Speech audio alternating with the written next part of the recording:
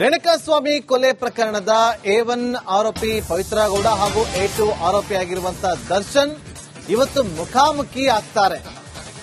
ಕೋರ್ಟ್ಗೆ ಪ್ರತಿ ತಿಂಗಳು ಕೂಡ ಹಾಜರಾಗಬೇಕು. ಕೋರ್ಟ್ನ ಪ್ರಕ್ರಿಯೆ. ಹಾಗಾಗಿ ಇವತ್ತು ಇಬ್ರು ಕೂಡ ಕೋರ್ಟ್ಗೆ ಆಗಮಿಸುವ ಸಾಧ್ಯತೆ ಇದೆ. ಆಲ್ರೆಡಿ ಪವಿತ್ರ ಗೌಡ ಕೋರ್ಟ್ಗೆ ಆಗಮಿಸಿದ್ದಾರೆ.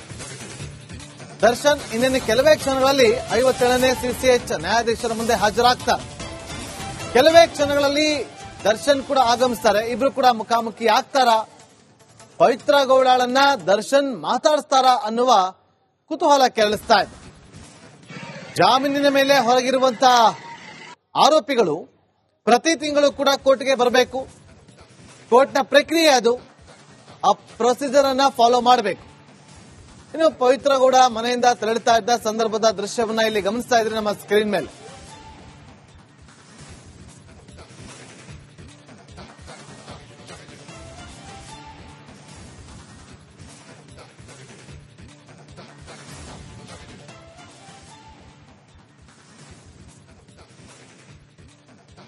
ನೋಡಿ, ಶತಾಯಗತಾಯ ಪವಿತ್ರ ಗೌಡಳನ್ನ ಮಾತಾಡಿಸಲೇಬಾರದು ಅಂತೇಳಿ ದರ್ಶನ್ಗೆ ತಾಕೀತನ್ನ ಮಾಡಲಾಗಿತ್ತು.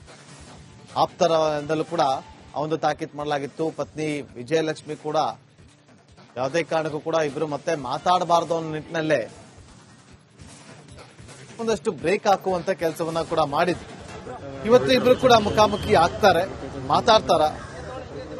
ಮತ್ತಷ್ಟು ಮಾಹಿತಿಯನ್ನು ಕೊಡೋದಕ್ಕೆ ನಮ್ಮ ಪ್ರತಿನಿಧಿ ನಿಕೇಶ್ ನೇರ ಸಂಪರ್ಕದಲ್ಲಿ ಜಾಯ್ನ್ ಆಗಿದ್ದಾರೆ. ನಿಕೇಶ್, ಇವತ್ತು ಕೋರ್ಟ್ಗೆ ಹಾಜರಾಗ್ತಾರೆ.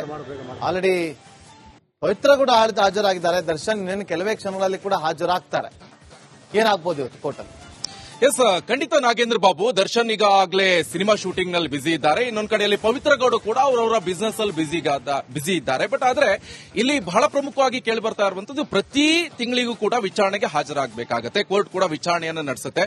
ಆದ್ರೆ ಇಲ್ಲಿ ಬಹಳ ಪ್ರಮುಖವಾಗಿ ಇಂಟ್ರೆಸ್ಟಿಂಗ್ ವಿಚಾರ ಅಂತ ಹೇಳಿದ್ರೆ, ಹಿಂದೆ ಒಂದು ಸತಿ ದರ್ಶನ್ ಕೋರ್ಟ್ಗೆ ಬಂದಂತಹ ಸಂದರ್ಭದಲ್ಲಿ ಪವಿತ್ರ ಗೌಡನ ಜಸ್ಟ್ ಮಾತನಾಡಿಸಿದ್ರು. ಆದ್ರೆ ಈಗ ಕುತೂಹಲ ಇರುವಂತದ್ದು, ಇವತ್ತು ದರ್ಶನ್ ಕೋರ್ಟ್ಗೆ ಬಂದಂತ ಸಂದರ್ಭದಲ್ಲಿ ಪವಿತ್ರ ಗೌಡ ಅವರನ್ನ ಮಾತನಾಡಿಸ್ತಾರಾ ಅಥವಾ ಅಟ್ಲೀಸ್ಟ್ ಒಂದು ಸ್ಮೈಲಾರು ಮಾಡ್ತಾರಾ ಎನ್ನುವಂಥದ್ದು ಕೂಡ ಇಲ್ಲಿ ಕ್ಯೂರಿಯಾಸಿಟಿ ಇರುವಂತದ್ದು. ಬಹಳ ಪ್ರಮುಖವಾಗಿ ಈಗ ಕೋರ್ಟ್ ವಿಚಾರಣೆಯನ್ನ ನಡೆಸುತ್ತೆ. ಆದ್ರೆ ಇಲ್ಲಿ ದರ್ಶನ್ ಇರಬಹುದು ಅಥವಾ ಪವಿತ್ರ ಗೌಡ ಇರಬಹುದು ಅಥವಾ ಈ ಹಿಂದೆ ಯಾರೆಲ್ಲ ಇದರಲ್ಲಿ ಇನ್ವಾಲ್ವ್ ಆಗಿದ್ದಾರೆ ಈ ಕೇಸಲ್ಲಿ, ಅವರೆಲ್ಲರನ್ನೂ ಕೂಡ ತನಿಖೆಯನ್ನು ನಡೆಸಲಾಗುತ್ತೆ.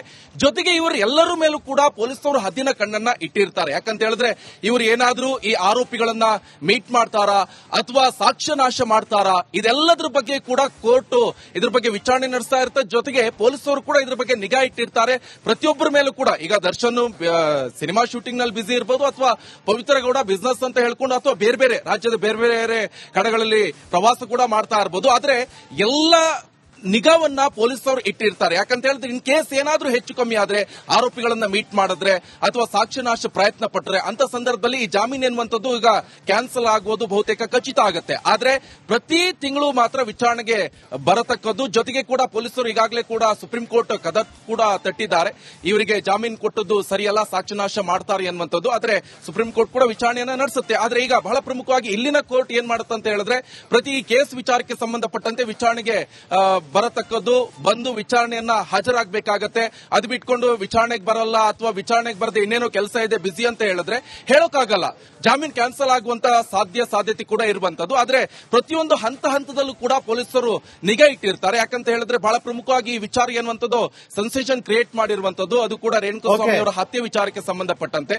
ಸೊ ಇನ್ ಕೇಸ್ ಏನಾದ್ರೂ ಆರೋಪಿಗಳು ಮೀಟ್ ಇರಬಹುದು ಅಥವಾ ಸಾಕ್ಷಿನಾಶ ಪ್ರಯತ್ನ ಇರಬಹುದು, ಅಂತದ್ದೇನಾದ್ರೂ ಆದ್ರೆ ಇವರ ಜಾಮೀನು ಕೂಡ ಕ್ಯಾನ್ಸಲ್ ಆಗುತ್ತೆ ಅನ್ನೋ ಒಂದು ನಿಟ್ಟಿನಲ್ಲಿ ಪ್ರತಿ ತಿಂಗಳು ಕೂಡ ಇವರು ವಿಚಾರಣೆಗೆ ಹಾಜರಾಗ್ತಾ ಇದ್ದಾರೆ. ಓಕೆ ನಿಕೇಶ್, ಹಾಗೆ ಸಂಪರ್ಕದಲ್ಲೇರಿ, ಮತ್ತೆ ನಿಮ್ಮನ್ನ ಸಂಪರ್ಕ ಮಾಡ್ತೀನಿ. ನೋಡಿ, ನಿನ್ನೆ ಕೆಲವೇ ಕ್ಷಣಗಳಲ್ಲಿ ದರ್ಶನ್ ಕೂಡ ಹಾಜರಾಗ್ತಾರೆ, ಹಾಜರಾಗುವಂತಹ ಸಾಧ್ಯತೆ ಇದೆ ಅಂತ ಹೇಳಲಾಗ್ತಾ ಇತ್ತು. ಆದ್ರೆ ಇವತ್ತು ದರ್ಶನ್ ಕೋರ್ಟ್ಗೆ ಹಾಜರಾಗಲ್ಲ. ಬೆನ್ನು ನೋವಿನ ಕಾರಣ ಅವರು ಕೋರ್ಟ್ಗೆ ಗೈರಾಗ್ತಿದ್ದಾರೆ. ಖುದ್ದು ಹಾಜರಿಗೆ ವಿನಾಯಿತಿಯನ್ನ ಕೋರಿ ದರ್ಶನ್ ಅರ್ಜಿಯನ್ನ ಸಲ್ಲಿಸಲಿದ್ದಾರೆ. ಪವಿತ್ರ ಗೌಡ ಆಲ್ರೆಡಿ ಕೋರ್ಟ್ಗೆ ಬಂದಿದ್ದಾರೆ. ದರ್ಶನ್ ಬರ್ತಾರೆ ಅಂತ ಹೇಳಲಾಗ್ತಾ ಇತ್ತು, ಬರಲೇಬೇಕಿತ್ತು. ಆದ್ರೆ ಬೆನ್ನು ನೋವಿರುವಂತಹ ಹಿನ್ನೆಲೆಯಲ್ಲಿ ವಿನಾಯಿತಿ ಕೋರಿ ಅರ್ಜಿಯನ್ನ ಸಲ್ಲಿಸ್ತಾರಂತೆ.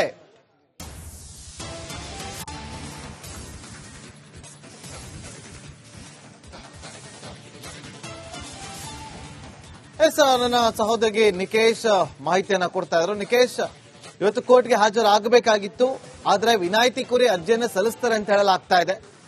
ಮತ್ತೆ ಬೆನ್ನು ನೋವು ಅಂತ ಹೇಳಿ ಅರ್ಜಿಯನ್ನ ಸಲ್ಲಿಸ್ತಾರಂತೆ. ನಿಜವಾಗ್ಲೂ ಬೆನ್ನು ನೋವು ಇದೆಯಾ ಅನ್ನೋ ಪ್ರಶ್ನೆಗಳು ಉದ್ಭವ ಆಗುತ್ತೆ ನಿಕೇಶ್. ಖಂಡಿತ ನಾಗೇಂದ್ರ ಬಾಬು, ಈಗ ಜಾಮೀನ್ ಸಿಕ್ಕಿದ್ದು ಇದೇ ಕಾರಣಕ್ಕೆ. ಆಲ್ಮೋಸ್ಟ್ ಬೆನ್ನೋವು ಎನ್ನುವಂತ ನಿಟ್ಟಿನಲ್ಲಿ ಕೂಡ ಜಾಮೀನನ್ನ ಮಂಜೂರು ಮಾಡಿರುವಂತದ್ದು. ಯಾಕಂತ ಹೇಳಿದ್ರೆ ತನಗೆ ಆಪರೇಷನ್ ಆಗ್ಲೇಬೇಕು, ಆಪರೇಷನ್ ಆಗಿಲ್ಲ ಅಂತ ಹೇಳಿದ್ರೆ ನನಗೆ ಮುಂದೆ ಕಂಟಕ ಇದೆ, ಈ ಒಂದು ನಿಟ್ಟಿನಲ್ಲಿ ಆಪರೇಷನ್ ಮಾಡಲೇಬೇಕಾಗತ್ತೆ ಅನ್ನುವಂತ ನಿಟ್ಟಿನಲ್ಲಿ ಈಗ ಜಾಮೀನ್ ಕೂಡ ಮಂಜೂರಾಗಿರುವಂತದ್ದು. ಜೊತೆಗೆ ಕೇಸ್ ವಿಚಾರಕ್ಕೆ ಸಂಬಂಧಪಟ್ಟಂತೆ ಸಾಕಷ್ಟು ವಿಚಾರಣೆ ಕೂಡ ನಡೆದಿರುವಂತದ್ದು, ವಾದ ಹಾಗೆ ಪ್ರತಿವಾದ ಎಲ್ಲವನ್ನ ಆಲಿಸಿ ಕೋರ್ಟ್ ಜಾಮೀನನ್ನ ಕೊಟ್ಟಿದೆ. ಆದ್ರೆ ಇವತ್ತು ಬಹಳ ಪ್ರಮುಖವಾಗಿ ಪವಿತ್ರ ಗೌಡ ಹಾಜರಾಗ್ತಾ ಇರುವಂತದ್ದು. ಆದ್ರೆ ದರ್ಶನ್ ಎಲ್ಲ ಒಂದ್ ಕಡೆಗೆ ಬರೋದು ಡೌಟ್ ಅಂತ ಹೇಳಲಾಗ್ತಾ ಇರುವಂತದ್ದು. ಅದು ಕೂಡ ತಮ್ಮ ವಕೀಲರ ಮೂಲಕ ಈ ಅರ್ಜಿಯನ್ನ ಸಲ್ಲಿಸೋ ಎಲ್ಲ ಪ್ರಯತ್ನವನ್ನ ಪಡ್ತಾ ಇದ್ರೆ. ಯಾಕಂತ ಹೇಳಿದ್ರೆ ತನಗೆ ಬೆನ್ನೋವು ಇದೆ, ಆ ಕಾರಣದಿಂದ ನನಗೆ ಬರೋಕ್ ಆಗಲ್ಲ ಅಂತ. ಆದ್ರೆ ಕೋರ್ಟ್ ಇವೆಲ್ಲವನ್ನು ಕೂಡ ನಿರೀಕ್ಷೆ ಮಾಡ್ತಾ ಇರುವಂತದ್ದು. ಇನ್ ಕೇಸ್ ನಿಜವಾಗ್ಲೂ ಈ ಒಂದು ಬೆನ್ನೋವು ಇದೆಯಾ, ಬೆನ್ನೋವಿಲ್ಲ ಅಂತ ಹೇಳಿದ್ರೆ ಹೇಳೋಕ್ಕಾಗಲ್ಲ. ಏನಾದ್ರೂ ಪೊಲೀಸರು ಕೂಡ ಇದೇ ವಿಚಾರಕ್ಕೆ ಸಂಬಂಧಪಟ್ಟಂತೆ ಮತ್ತೇನಾದ್ರೂ ಅರ್ಜಿ ಹಾಕಬಹುದು. ಸುಮ್ಮನೆ ಮತ್ತೆ ನಾಟಕ ಮಾಡ್ತಾನೆ ಇದ್ದಾನೆ ದರ್ಶನ್ ಅಂತ. ಯಾಕಂತ ಹೇಳಿದ್ರೆ ಈ ಹಿಂದೆ ಕೂಡ ಇಮಿಡಿಯೇಟ್ ಆಪರೇಷನ್ ಆಗ್ಬೇಕಾಗತ್ತೆ. ಇಮಿಡಿಯೇಟ್ ಆಗಿ ಆಪರೇಷನ್ ಆಗಿಲ್ಲ. ಓಕೆ,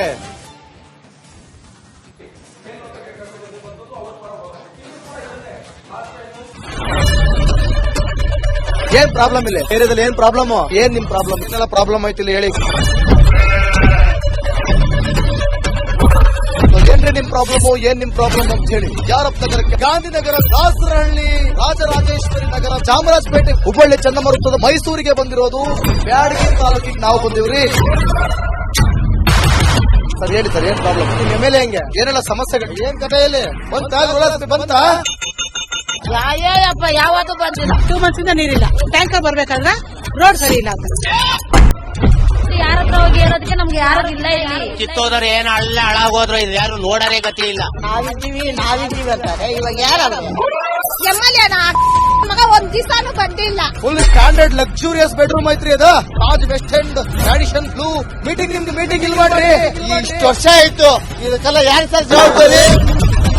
2,000 ರೂಪಾಯಿ ಬ್ಯಾಂಕ್ ಹೋಗ್ತೀನಿ ಬರ್ತಾ ಇದ್ದೀನಿ. ಬ್ಯಾಂಕಿಗೆ ಹೋಗ್ತೀನಿ ಬರ್ತೀನಿ 2,000 ಮಾತ್ರ ಬರ್ತಾ ಇಲ್ಲ. 2,000 ನಂದು ಹೊಂಟೈತು. ನಿಲ್ ಮೇಲೆ ಭಾರಿ ಐಟ್ ಅದು ಮಾರಿ. ಮೇಡಮ್ ಬರಲ್ಲ ಕಣ್ರಿ ಸರ್. ರಾತ್ರಿ 1 ಗಂಟೆವರೆಗೂ ಎಣ್ಣೆ ಅಂಗಡಿ ತೆಗಿಬೇಕಾದ್ರೆ ಬೆಳಗ್ಗೆ 4 ಗಂಟೆವರೆಗೂ ತೆಗಿಬೋದಲ್ಲ. ಮಗನೂ ನೋಡಲ್ಲ, ಯಾರು ನೋಡಲ್ಲ. ನಾನು ಒಬ್ಬಳು ನೋಡ್ಸ್ಕೊಂತೀರಜ್ಜ. ನಮ್ಮ ಮಕ್ಕಳಿಗೆ ಅಮ್ಮ ಅಪ್ಪ ಇಲ್ಲ, ಅವರು ನೋಡಿ ಬರ್ತಾ ಇದೀವಿ.